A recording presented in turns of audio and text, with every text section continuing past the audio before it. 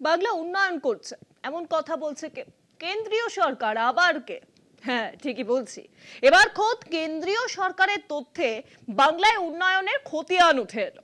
মুখ্যমন্ত্রী মমতা বন্দ্যোপাধ্যায়ের রাজত্বকালে বাংলায় যে বেড়েছে বাণিজ্য, কর্পোরেট বিষয়ক মন্ত্রক তথ্য দিয়ে জানিয়েছে এই কথাই। পাশাপাশি এও জানিয়েছে মমতা জামানায় পশ্চিমবঙ্গে বেড়েছে বিভিন্ন কোম্পানির রেজিস্ট্রেশনও। আর এই খবরে অস্বস্তিতে পড়েছে মোদী সরকার আর বঙ্গ বিজেপি। তারা কি কিছু বলবে?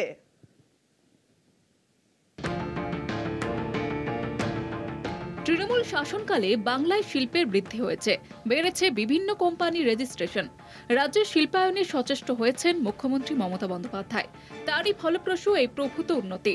বাম আমল থেকে প্রায় দ্বিগুণ বেড়েছে বাংলায় রেজিস্টার্ড সংস্থার সংখ্যা। রাজ্যে রেজিস্টার্ড কোম্পানির সংখ্যা কত বেড়েছে, কত সংস্থায় বা রাজ্য ছেড়ে চলে গিয়েছে, লোকসভায় এই তথ্য জানতে চান তৃণমূল সাংসদ বাপি হালদার। মঙ্গলবার মথুরাপুরে তৃণমূল সাংসদের প্রশ্নের জবাবে রেজিস্টার্ড সংস্থা দ্বিগুণ হওয়ার এই তথ্য দেয় কর্পোরেট বিষয়ক মন্ত্রক। মন্ত্রকের কাছে মথুরাপুরে তৃণমূল সাংসদ জানতে চান, গত 15 বছরে কত সংখ্যক কোম্পানির রেজিস্টার্ড অফিস বাংলায় ছিল, গত 5 বছরে কতগুলি কোম্পানি তাদের সদর দপ্তর বাংলা থেকে সরিয়ে নিয়ে গিয়েছে, কতগুলি কোম্পানি বা তাদের সদর দপ্তর বাংলায় খুলেছে। জবাবে কর্পোরেট বিষয়ক মন্ত্রক জানায়, 2020-21 সাল থেকে চলতি বছরে 31শে জুলাই পর্যন্ত মোট 44,040টি কোম্পানি পঞ্জীকৃত হয়েছে যাদের সদর দপ্তর বাংলায়।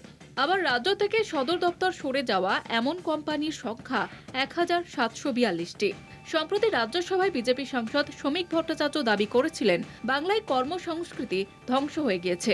বুধবার রাজ্যের মন্ত্রী শশী পাজা পাল্টা তথ্য দিয়ে জানিয়েছেন, 11 থেকে 2025 যদি ধরেন, তাহলে এই কোম্পানিদের রেজিস্টার্ড অফিস, তার মানে কোম্পানি আছে তাই জন্য তার অফিসটা আছে এখানে, সেই সংখ্যা 2011-তে ছিল 1,37,156টি।